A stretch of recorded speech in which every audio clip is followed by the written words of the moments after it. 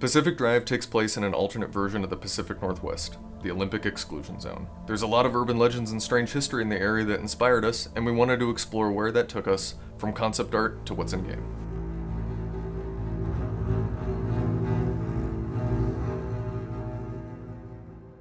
What works in our original concept is the twisting of the familiar. The surreal quality of the world is what leaves a distinct impression. Early in its history, the Olympic Peninsula was very much as you'd expect, but at a certain point things drastically changed, and as you explore, you get to figure out how. It's these mysterious changes that help build our world and establish our setting.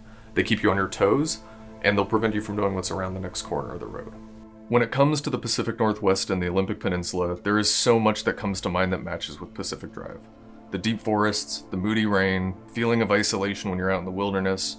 For the game, we took these elements and not only reinforced them, but built them up with unexplainable anomalies, monolithic ruins, and the stories of the people that live there. Hi, my name is Jacob, and I'm the foreground art lead for Pacific Drive. I built the tools and items that you find out in the zone, but my biggest contribution is the station wagon that's keeping you alive. We wanted the car to feel nostalgic, but also reliable. We went with an 80s inspired design on the car for this reason. The wood paneling, chrome hubcaps, and long hood all contribute to that.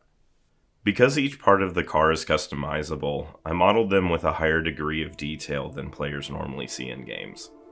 A good example of this is the suspension and wheel assembly, which is extremely close to a real-world equivalent, and you'll see it when you swap out your tires.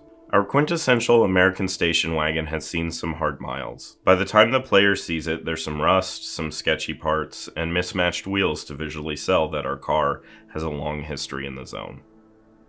The view from behind the wheel is under constant iteration. We're communicating a lot of information to the player.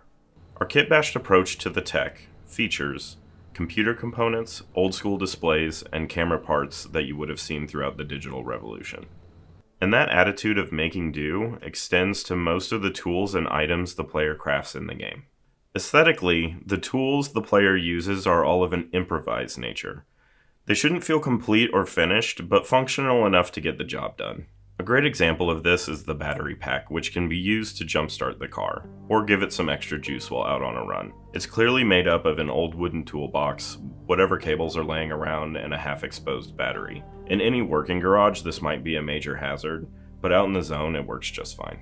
One of my favorite tools to use, the scrapper, consists of a pull-string motor powering a spinning metal cylinder, which features rusty, bolted-on teeth. There's clearly no room for any refinement, so your trusty C-clamp serving as a handle will have to make do. When a player crafts these tools, we're showing quite clearly that you will need to improvise and slap together whatever you can find to survive in the zone. Keep an eye out for that extra scrap of metal or a little duct tape. It could make all the difference during your next successful run. Hey, I'm Larry, lead environment artist in Pacific Drive. We've put a lot of work into building the Olympic Exclusion Zone. We've got the forest and swamp biomes, which you might have already seen, but there's more in the zone for you to discover. Each has its own personality, but visually they're going to be very different. The further you go, the more hazards you'll experience, the more volatile and dangerous it's going to look. Things get pretty crazy. In terms of the buildings you'll discover, the garage is the most important. It's your own personal Batcave. It's important to note that the garage is as upgradable as the car. We've been able to communicate this progression with the workstations being MacGyvered together, giving you that Doc Brown sci-fi vibe. There are many buildings in the zone that serve other purposes, but rather than being blatantly descriptive with what you see, we've leaned into discoverable, possible narratives. The player is naturally curious. They should develop their own ideas about what happened. You might come across this gas station that's been ransacked, or it might be all boarded up. The shadow of the zone should loom large over these half-functional environments. Could someone still be here? There's an old cup of coffee on the counter. Are we intruding? It feels like we are. I had to kick aside boxes to find some loot. These visual clues can lead players to draw their own conclusions rather than forcing them to know exactly what could have happened. We want mystery to linger, because that's a zone in a nutshell. In contrast to the civilian areas, the art facilities are industrial and monolithic in comparison. These structures have a psychological effect on the player. They're imposing and aggressive, monuments to an organization arrogant enough to try to control the zone. From our early concept art, it's been intentional to have these facilities at odds with the zone around them. Brute force, rather than coexistence as an observable goal. The inner walls are a great example of this failure to coexist. Their massive man-made interiors are overrun with terrifying anomalies. abandoned machinery, and supplies left to rot in large shipping containers. As the player moves through these areas, the number one goal is to survive, and there is history here to discover. We want to give our players a chance to pursue their own interpretation of what happened to the people of the zone when it all began. Overall, these environments and the impressions we're trying to give of the zone are visually designed to push players around the next corner, that there's something exciting there, or illuminating, to add to their story. As we began to see the Olympic Exclusion Zone take shape, we started to find that our own ideas of the Pacific Northwest coalesced into something new and never before seen. That's what we wanted to have happen for Pacific Drive.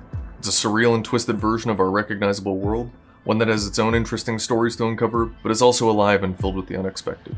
The zone is its own character in the game, and our players will get to create their own stories as they explore it.